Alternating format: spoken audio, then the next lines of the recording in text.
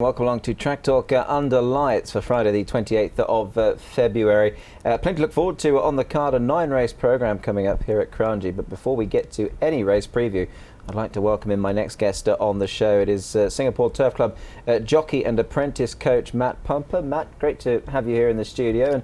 And how's things? All going well? Yeah, great. Thanks for having me on, Nick. Things are good. We've got some exciting news for everyone today, which is I'm sure we'll touch on in a minute. But it's great to be here. It certainly is great to have Matt here, and as he says, the news in question is that one of our apprentices, Shafrizel, as we know him, who works for Michael Clements, he's heading off to Australia. So a big moment in his career coming up, Matt. Yeah, it is. It's great exposure for him and also the Singapore Turf Club. So we've been invited to, it's called the NAS series, which is a National Apprentice Race Series, and what it involves is that each state of Australia has a turn of hosting a race, and it's a point system. And at the end of the month series, that whoever gets the most points comes home the winner, and bragging rights, obviously, and a big trophy. Yeah. So it's great for everyone involved. Indeed, we saw his profile there. Obviously, a man who's done quite well here in recent years. Here's his most recent winner, Matt. This is Passport to Rome, yellow and cerise striped jacket. Good ride this day from Shafrizel. Yeah, it was. Actually, during the race, I thought he was going to do a bit too much work, but once he got to the front, he backed it off and rode it well, and it won really well. And he rode it again its next start, and it ran second. So it's one I hope he can stick with. Yeah, hopefully, indeed. He's gone to the front. I mean, this night the tactics were to go forward, and he's. I mean, you obviously work closely with the apprentices. I mean, different styles of running, different instructions can obviously, play their part into winning or losing a race. But it's not an easy task trying to make all the running. Would that be fair? That's correct, and especially when you draw a bad barrier, and it all depends on the tempo. If you have to do too much work to get there, your horse is not going to finish off. Yeah. So the idea is to get there as easy as you can, get the best possible run, and then give your horse every opportunity to finish off the race, which is what he's done here. He's looked good there, Matt, as well. Just before they got to the 200, he's turned the whip over, he's given him a few taps behind the saddle, and he's kept him nice and balanced, kept him going, and that looks a good ride. Yeah, it is. It's a very good ride, and it's something we've been working on, knowing that we're going to Australia with the whip rule and things like that. How much does that differ from here? Does it differ much, the whip rules? Well, there's not really a rule here, but sure. At home in Australia it's 5 strikes before the 100, and it can't be consecutive. Okay. And after the 100, it's if you're in contention, you can hit them as much as you like, but it takes a bit of adjusting to if you've never had to abide by that rule. Yeah, absolutely. Let's have a look and see where Shafrizel's going, because it's a really packed month, as you can see. Here is what he will be up to and where he'll be heading to, Matt. So he's not going to have any, well, he'll have a little bit of free time, but he's going to be a busy boy. That's a pretty intense schedule, starting at Hobart. Yeah, we leave on Monday evening, and we arrive in Hobart on Tuesday.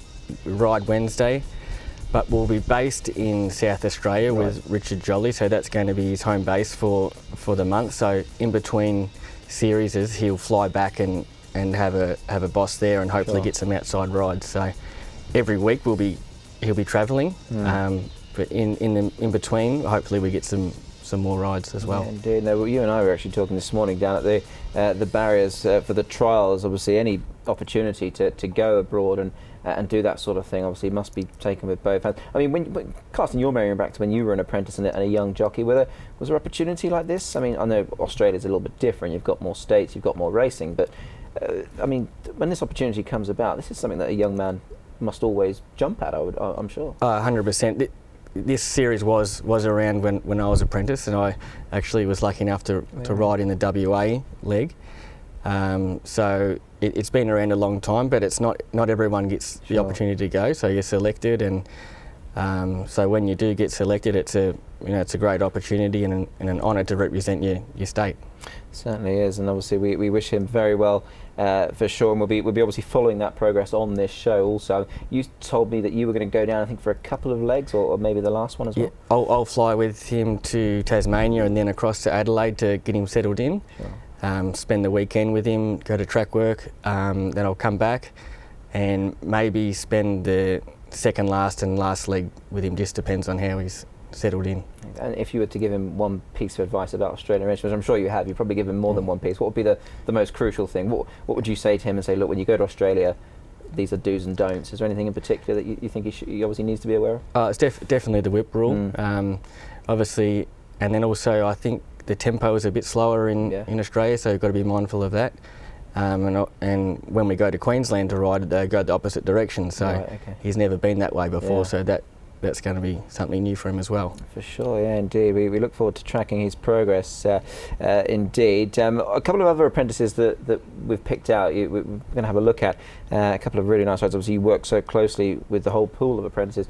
It was the first feature race of the year. I mean, young Krisner to absolutely, run away with the New Year Cup. That was pretty special for him, and we've got it here now. Again, front-running ride, never headed, won it nicely. Yeah, I was pretty happy with this ride. Krisner's someone I work closely with all of them, but he seems to put his horses in very good positions.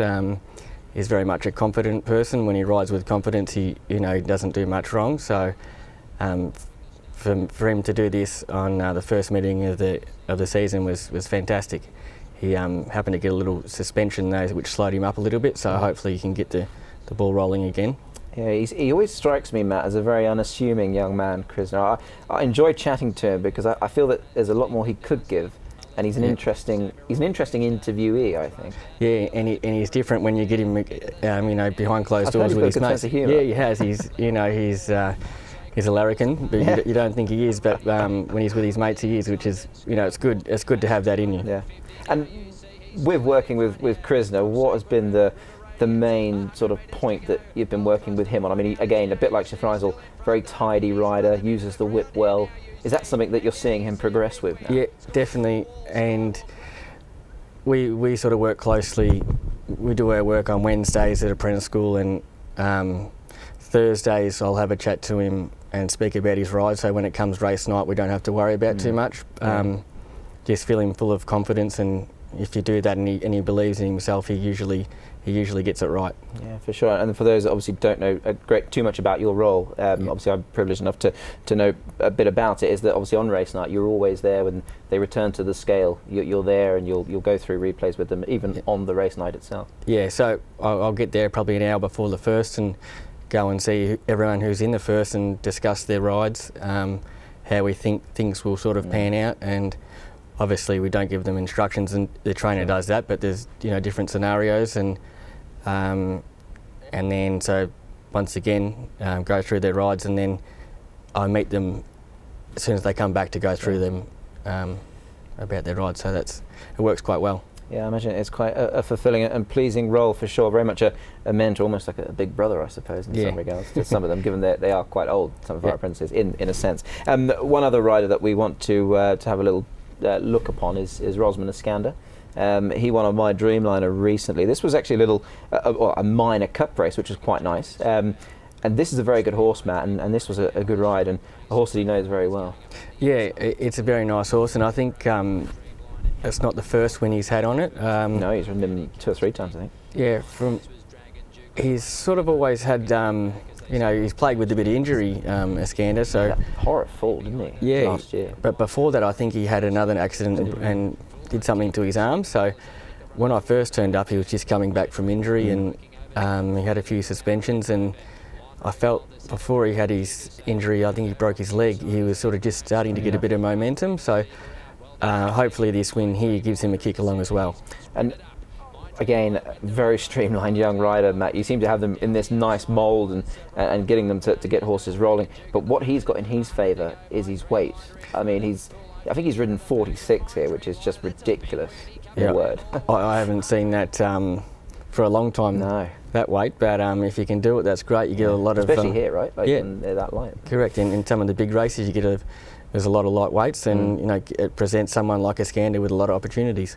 It certainly does, for sure. Regrettably, we're running out of a little bit of time. But just finally, just to obviously touch upon your role here, you're obviously still enjoying things. We see you down at the barriers, we see you on race day, and you really have an affinity with this group of lads, and you must really enjoy working with them. Yeah, I love it. I wouldn't be here if I didn't. It hasn't been quite 12 months yet, but seem to have fitted in quite well, and it's, you know, you're not just a coach, you're someone to sort of talk to and lean on if they're having hard times, and you know, I'd sort of get them to do their 1 and 2%ers right every time and fill them with confidence, and sort of when the chances arise with the opportunities, they can sort of execute it the way we've been practicing. Yeah, indeed. Just finally, we can't talk about apprentices on this show without mentioning a good friend to both of us, Damien Kinnemott, whose son Bailey was inducted into the Racing Victoria Apprentice School just today as we record this show. Yeah, that's a big thrill for Bailey and also Damien. I'm sure he'll be very proud. I think so. I've been on the phone to him already, and he was very excited, and you know, it's good that he could get down there and see that happen, because it's a big thing in someone's career when they just start off like that, and I'm sure he's very proud. Yeah, indeed. Matt, we sadly run out of time to chat, but we could chat for a lot longer, I'm sure, but we'll catch up with you on race day, and many thanks for coming on. Thanks for having me. Ladies and gentlemen, Matt Pumper, then our guest on Track Talk under lights, and Chef Frizel, we wish him very well when he heads down to Australia.